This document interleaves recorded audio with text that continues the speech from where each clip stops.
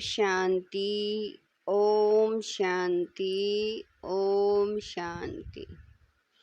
30/9/23 प्रातः मुरली। ओम शांति। बाप दादा मधुबन। मीठे बच्चे, तुम्हारा मगज यानी दिमाग खुशी से सदा भरपूर होना चाहिए, क्योंकि तुम अभी बाप के समान मास्टर नॉलेजफुल बने हो। प्रश्न है, तुम बच्चे 21 जन्मों के लिए किस आधार पर मालामाल बनते हो? उत्तर है, संगम पर तुम डायरेक्ट बाप को अपना सब कुछ देते हो, सब बाप के हवाले कर देते हो। इसके रिटर्न में तुम 21 जन्मों के लिए मालामाल बन जाते हो। बाबा कहते, इस समय तुम्हारे पास जो कूड़ा किचड़ा है वह मुझे दे दो।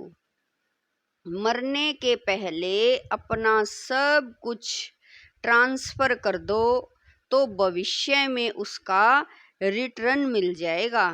गीत है ओम नमो शिवाय। ओम शांति। शालिग्रामों प्रति शिव भगवान वाच। रूहानी बच्चों प्रति रूहानी बाप समझा रहे हैं, अभी तुम बच्चे जानते हो, यहाँ हमको आत्मा समझ बैठना है, न कि शरीर। और सारी दुनिया में एक भी ऐसा मनुष्य नहीं है जो यह समझते हो कि आत्मा क्या है। आत्मा को ही नहीं जानते तो फिर परमात्मा को भी कैसे समझेंगे? बाप द्वारा ही आत्मा की समझाने मिलती है। आत्मा और परमात्मा को ही नहीं जानते, इसीलिए ही मनुष्य दुखी है। अभी तुम बच्चों को यह मालूम हुआ है कि इस ड्रामा की अथवा कल्प वृक्ष की आयु 5000 वर्ष है। यह तो समझते हो, उन्हों का बीज अगर चैतन्य होता तो बतलाता ना कि मुझ बीज से झाड़ ऐसे पैदा हुआ। अब वह तो है जड़, यह है चैतन्य। एक ही मनुष्य सृष्टि का वैरायटी झाड़ है। तुम बच्चों को अभी सारी नॉलेज है। तुम्हारे में भी नंबरवार पुरुषार्थ अनुसार शुरू से लेकर अंत तक सारे झाड़ का ज्ञान मिला हुआ है। जैसे बीज में सारे झाड़ का ज्ञान होता है, यह बाप है चैतन्य बीज रूप। गाते भी हैं, परम पिता परमात्मा सत्य चित्त आनंद स्वरूप है। निराकार की महिमा गाई जाती है, उनकी महिमा सबसे बिल्कुल ही न्यारी है। मनुष्य तो कुछ भी नहीं जानते हैं, भले देवताओं को यह वर्षा यहाँ से ही मिलता है, परंतु उनको भी वहाँ यह ज्ञान नहीं रहता। वंडरफुल बात है ना, यहाँ अभी तुमको सारा ज्ञान मिलता है, बुद्धि में नॉलेज है, यह सृष्टि चक्र कैसे फिरता है। बाप आकर के नई राजधानी स्थापन करते हैं। तुम इस ड्रामा के एक्टर हो, सिर्फ तुमको ही ड्रामा के आदि मध्य अंत रचता और रचना का ज्ञान है, और किसी को है नहीं। न शूद्र वर्ण को यह ज्ञान है, न देवता वर्ण को यह ज्ञान है। कोई सुनेंगे तो वंडर खाएंगे। मनुष्य कहते हैं यह त्योहार आदि जो मनाते हैं वह परंपरा से चले आए हैं, परंतु बाप समझाते हैं सतयुग में तो यह होते ही नहीं। त्योहारों को कोई जानते ही नहीं। अभी तो कहते हैं ना, यह दशहरा दिवाली आदि त्योहार आने हैं, वहाँ तो यह कुछ भी याद नहीं रहता। एकदम निष्फुरने निश्चिंत हो राज्य करते रहेंगे। अभी यहाँ तुम्हारी बुद्धि का ताला खुला हुआ है। तुम एक्टर्स हो, इस ड्रामा के क्रिएटर, डायरेक्टर, मुख्य एक्टर्स, डायरेक्शन आदि को जानते हो। यह नॉलेज जिसकी बुद्धि में रहेगी उसको अपार खुशी रहेगी। गॉड फादर को ही नॉलेजफुल ज्ञान सागर कहा जाता है। कौन सी नॉलेज है सिवाय तुम्हारे यह कोई भी समझ न सके। गॉड को ही नॉलेजफुल वर्ल्ड ऑलमाइटी अथॉरिटी कहा जाता है। तो नॉलेज किसकी है? सभी वेदों, शास्त्रों, ग्रंथों, सृष्टि के आदि मध्य अंत की। शास्त्रों में यह ज्ञान नहीं है, वह है ही भक्ति मार्ग के शास्त्र। सिर्फ पूजा करते रहो, बाकी रचयिता और रचना की नॉलेज कुछ भी नहीं है। तब तो ऋषि मुनि आदि भी कहते थे कि हम रचता और रचना को नहीं जानते। समझाने वाला एक ही बाप है, तो जानेंगे फिर कहाँ से। अभी तुम बाप द्वारा सुनते हो, फिर यह नॉलेज प्राय लोप हो जाती है। यह नॉलेज सिवाय तुम बच्चों के और कोई नहीं जानते। तुमको कितनी बड़ी नॉलेज मिलती है, तो तुम बच्चों को कितनी खुशी होनी चाहिए। वह लोग डॉक्टरी आदि पढ़ने के लिए, सीखने के लिए विलायत में जाते हैं। तुमको तो यहाँ ऐसा बनाते हैं जो वहाँ यह डॉक्टर आदि होते ही नहीं। बेहद का बाप जो नॉलेजफुल है, उन द्वारा हम सब कुछ जान जाते हैं। उनकी हम संतान हैं, तो ज्ञान से मगज दिमाग कितना भरपूर रहना चाहिए, कितनी खुशी होनी चाहिए। ऐसी कोई चीज़ नहीं जिसको हम न जानते हों। वह लोग जो कुछ पढ़ते हैं वह तो कुछ नहीं है। भक्ति मार्ग के शास्त्र आदि कितने पढ़ते हैं, परंतु यह तो कोई नहीं जानते कि यह सृष्टि चक्र कैसे फिरता है। तुम बच्चे अभी मास्टर नॉलेजफुल बनते हो। नट शैल में तो सब जान चुके हो, बाकी सिर्फ आत्मा जो तमो प्रधान है उनको सतो प्रधान बनाना है। कोई है जो तमो प्रधान से तमो बने होंगे, कोई तमो से रजो बने होंगे, कोई रजो से सतो बने होंगे। सतो प्रधान नहीं कहेंगे। सतो प्रधान जब बन जाएंगे तो नंबरवार पुरुषार्थ अनुसार कर्मातीत अवस्था आ जाएगी। फिर तो नई दुनिया चाहिए राजाई के लिए। इसीलिए पुरानी दुनिया का विनाश होता है। जब यह यज्ञ पूरा होगा तो सारी पुरानी दुनिया की आहुति पड़ेगी। यह पढ़ाई पूरी हो जाएगी। फिर नंबरवार पुरुषार्थ अनुसार कर्मातीत अवस्था को चक्कर लगेगा। बाबा कह रहे हैं फिर कर्मातीत अवस्था को चक्कर लगे। जैसे वह भी इम्तिहान पास कर फिर ट्रांसफर हो जाते हैं, तुम भी मृत्यु लोक से ट्रांसफर हो अमर लोक में चले जाएंगे।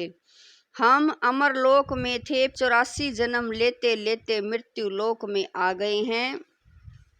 तुम कहते हो अभी हम पढ़ रहे हैं, फिर अमरलोक में जाकर देवी देवता बनेंगे। बाप ही मनुष्य से देवता बनाते हैं। पतितों को पावन देवी देवता कौन बनाएगा? देवता तो यहाँ कोई है नहीं जो देवी देवता बनाए। लक्ष्मी नारायण चाहिए ना, वह तो यहाँ होते नहीं। तुम बच्चे जानते हो, इस समय बाप ही आकर पढ़ाते हैं, स्वर्ग का राज्य भाग्य देते हैं। स्वर्ग था, लक्ष्मी नारायण का राज्य था ना। इन्हों की यह राजाई किसने स्थापन की? हेवनली गॉड फादर ने ही पैराडाइज सतयुग स्थापन किया, जहाँ देवी देवता राज्य करते थे। वहाँ दूसरा कोई खंड था नहीं, एक ही भारत था। तुम्हारी बुद्धि में है, हम जब राज्य करेंगे तो दूसरा कोई नहीं होगा। तुम्हारी बुद्धि में यह सारा झाड़ है, इसका बीज ऊपर में है, वह सत्य है, चैतन्य है। आत्मा भी इम्प्रेसिबल है, बाबा कह रहे हैं आत्मा भी इम्प्रेसिबल है, बाबा भी इम्प्रेसिबल है।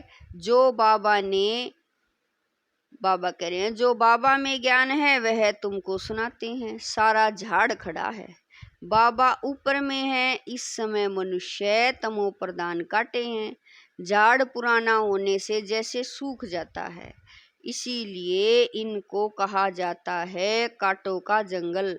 वहाँ होता है फूलों का बगीचा, बागवान भी है। किसको खिवैया, किसी को बागवान, किसी को माली कहते हैं। बाप है खिवैया। तुम भी वोट चलाना सीख रहे हो। हरेक की नैया बहुत पुरानी हो गई है। नैया आत्मा और शरीर दोनों की बनी हुई है। गाते भी हैं नैया मेरी पार लगाओ। अब नैया भी पुरानी तो शरीर भी पुराना, अब पार कैसे हो और कहाँ जाएं? तुम जानते हो पार किसको कहा जाता है? मुक्ति धाम, जीवन मुक्ति धाम क्या चीज है? बरोबर बाप अभी पार ले जाते हैं। दुख धाम से सुख धाम अथवा विष सागर से क्षीर सागर में ले जाते हैं। वह सिर्फ गाते हैं नैया मेरी पार लगाओ, बागवान आओ, कांटों को फूल बनाओ। तुम भी पहले नहीं जानते थे, अभी मूल वतन सूक्ष्म वतन सतयुग से लेकर कलयुग तक सब राज को जान गए हो। जो जानते हैं वही सुनाते हैं। अंदर ज्ञान टपकता रहे तो सदैव खुशी में रहेंगे, कोई चिंता की बात ही नहीं रहती, फिक्र से फारिग हो जाते हैं। तुम जानते हो बाबा हमको ले जाते हैं, अब हम बाबा जैसे बन रहे हैं। बच्चा बाप समान बनता है ना। बाबा नॉलेजफुल है, तुमको भी नॉलेजफुल बनाया है। आत्माओं का कनेक्शन है ही परमात्मा बाप से। आत्मा कहती है जो बाबा में नॉलेज है वह हम आत्माओं को दे रहे हैं। तुम हो रूहानी बाप के रूहानी बच्चे, यह भी नई बात है ना। बाबा बगैर कोई सुना न सके, वह निराकार बाप भी साकार के आधार से सुनाते हैं, नहीं तो तुम सुन न सको। बच्चों को बाप आप समान बनाते हैं। दुख हरता सुख करता वह बाप है। उनकी जो महिमा है वह तुम्हारी भी है, कोई फर्क नहीं। बाकी क्या फर्क रहता है, हम जन्म मरण में नहीं आते हैं, तुम जन्म मरण में आते हो। मुझे ज्ञान सागर कहते हैं तो मैं तुम बच्चों को ज्ञान देता हूँ। मैं सुख का सागर, पवित्रता का सागर, शांति का सागर हूँ, तो तुमको भी यह वर्षा देता हूँ। यह जानते हो यह सारा चक्र फिर 5000 वर्ष बाद फिरेगा। यह नॉलेज है सोर्स ऑफ इनकम। जितना पढ़ते हैं उतना नॉलेज से इनकम होती है। यह नॉलेज भी है तो धंधा भी है। शराफा लोग सट्टा करते हैं, तुम क्या देते हो? कूड़ा किचड़ा। मरने के बाद करनी गौर को कूड़ा किचड़ा ही देते हैं। तुमको तो जीते जी देना है, ईश्वर अर्थ देते हैं। अब क्या ईश्वर को पुराना खटिया आदि देंगे? बाप कहते हैं तुम मरने से पहले ही सब दे दो, यह पुरानी चीज तुम्हारे काम में ही नहीं आएगी। भले कोई कितना भी साहूकार हो, परंतु कितने दिन के लिए होगा, एक जन्म के लिए, फिर कर्मों के अनुसार पता नहीं कहाँ जाकर जन्म लेंगे। तुम तो बाप से 21 जन्मों के लिए लेते हो पुरुषार्थ अनुसार। यह है रूहानी सर्विस, सारी दुनिया जानती है। जिस्मानी सर्विस को, रूहानी को कोई जानते ही नहीं। सुप्रीम रूह ही आकर नॉलेज देते हैं। उस सुप्रीम का जन्म भी मनाते हैं उनको ही सुख का सागर, शांति का सागर, दुख हरता सुख करता कहते हैं। शिव नाम है ना, जयंती भी मनाते हैं, परंतु बुद्धि में कुछ नहीं है। बाप ही यह सब राज सुनाते हैं, फिर 5000 वर्ष बाद सुनाएंगे। यह ज्ञान सतयुग में नहीं होता, क्योंकि आत्माएं सतो प्रधान हैं। ज्ञान से ही वह ऐसी बनती हैं। यह नहीं, बाबा कह रहे हैं, यह नई बातें है ना। मंदिर बनाने वाले भी यह नहीं जानते कि लक्ष्मी नारायण का मंदिर हम क्यों बनाते हैं। उन्हों को यह राज्य किसने दिया, कैसे यह पद पाया। कहते हैं ना, कर्मों का फल है। अभी बाप बैठ कर्म अकर्म विक्रम की गति का राज समझाते हैं। उन्होंने भी यह नॉलेज सुनी होगी। है ही भगवान वाच, गीता से ही आदि सनातन देवी देवता धर्म की स्थापना हुई। वहाँ बहुत थोड़े मनुष्य होते हैं, बाकी सारी पुरानी सृष्टि कहाँ गई। जरूर विनाश हुआ होगा। महाभारत लड़ाई भी गाई हुई है। गिरधर कविराज कहते हैं। अब गिरधर तो कहते हैं श्री कृष्ण को। कवि कौन है? शिव बाबा को कवि कहा जाता है। कवि अर्थात सुनाने वाला। तुम जानते हो आफते आदि बहुत आनी हैं। पुरानी दुनिया के विनाश लिए क्या क्या चीजें बना रहे हैं। यह वही महाभारत लड़ाई है, जबकि भगवान ने आकर रुद्र ज्ञान यज्ञ रचा है। भगवान यज्ञ किस लिए रचते हैं? यज्ञ रचा ही जाता है सुख शांति के लिए। बाप सभी का दुख हरता सुख करता है। तो इस ज्ञान यज्ञ में सारी पुरानी सृष्टि सवा हो जाएगी। तुम जानते हो हम ब्राह्मण यज्ञ के सर्वेंट हैं। हम ब्राह्मण ब्रह्मा के सच्चे मुख वंशावली हैं। तो बाबा जो मुख से कहे वह मानना पड़े। श्री श्री की श्रेष्ठ मत से ही हम श्रेष्ठ बन रुद्र की माला का दाना बनेंगे। सिजरा बनाते हैं, वासवानी सिजरा, कृपलानी सिजरा, तो ऊपर में है शिव बाबा, उनका है निराकारी सिजरा। निराकारी सिजरा वह फिर साकारी सिजरा होता है। पहले नंबर में है प्रजापिता, तो वह हुआ जिस्मानी और वह रूहानी। रूहानी बाप आकर प्रजापिता ब्रह्मा द्वारा रचना रचते हैं। उनको बुलाते ही हैं, हे पतित पावन आओ, पुरानी पतित दुनिया को पावन बनाने आओ। नई नहीं बनाते हैं। प्रलय होती नहीं तो यह वर्ल्ड की हिस्ट्री ज्योग्राफी रिपीट होती है। 84 का चक्कर फिर से शुरू होता है। बेहद के बाप से बेहद की नॉलेज मिलती है, बेहद का वर्षा मिलता है। बेहद के बाप को सब याद करते हैं। हे भगवान कहते हैं ना, हे ईश्वर, हे प्रभु कहने से कोई चित्र याद नहीं आता, निराकार याद आता है। कहते भी हैं कि भगवान को याद करो, फादर है ना, हम सब हैं ब्रदर्स। आत्माओं के लिए कहते हैं सब ब्रदर्स हैं। सब पुकारते हैं, हे पतित पावन, दुख हरता सुख करता, हे लिबरेटर आओ, हमको गाइड करो। घर भूल गया है, याद है, परंतु हम जा नहीं सकते हैं। योग लगाने से जैसे धृत पड़ता जाता है। आत्मा अविनाशी है ना, तो आत्मा की ज्योति सारी उजाई नहीं जाती है। तो अब योग बल का धृत डालना है सदैव के लिए। फिर दीपमाला सोजरा हो जाएगा। दीपमाला अर्थात घर घर में सोजरा। तो दीपमाला कहाँ होगी? सतयुग में, यहाँ नहीं। यह सब राज तुम समझते हो, तुम्हारे पास ब्लाइंड फेथ नहीं है। अच्छा, मीठे मीठे स्किल दे बच्चों प्रति माता पिता बाप दादा का याद प्यार और गुड मॉर्निंग। रूहानी बाप की रूहानी बच्चों को नमस्ते। हम रूहानी बच्चों की रूहानी माता पिता बाप दादा को दिलवा जान शिकवा प्रेम से याद प्यार, गुड मॉर्निंग, नमस्ते, ओम शांति मेरे बाबा, लाख लाख शुक्रिया मेरे बाबा। धारणा के लिए मुख्य सार है।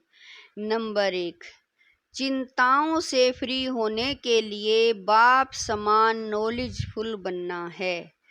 बुद्धि में सदा ज्ञान का सिमरण करते रहना है। नंबर 2, रूहानी सर्विस कर अपनी प्रारब्ध बनानी है। पुराना सब कुछ ट्रांसफर कर देना है।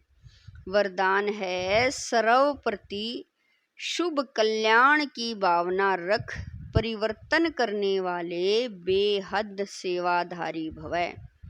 वरदान है, सर्व प्रति शुभ कल्याण की भावना रख, परिवर्तन करने वाले बेहद सेवाधारी भवै। मेजॉरिटी बच्चे बाप दादा के आगे अपनी यह आश रखते हैं कि हमारा फलाना संबंधी बदल जाए, घर वाले साथी बन जाएं, लेकिन सिर्फ उन आत्माओं को अपना समझ यह आश रखते हो तो हद की दीवार के कारण आपकी शुभ कल्याण की भावना उन आत्माओं तक पहुंचती नहीं।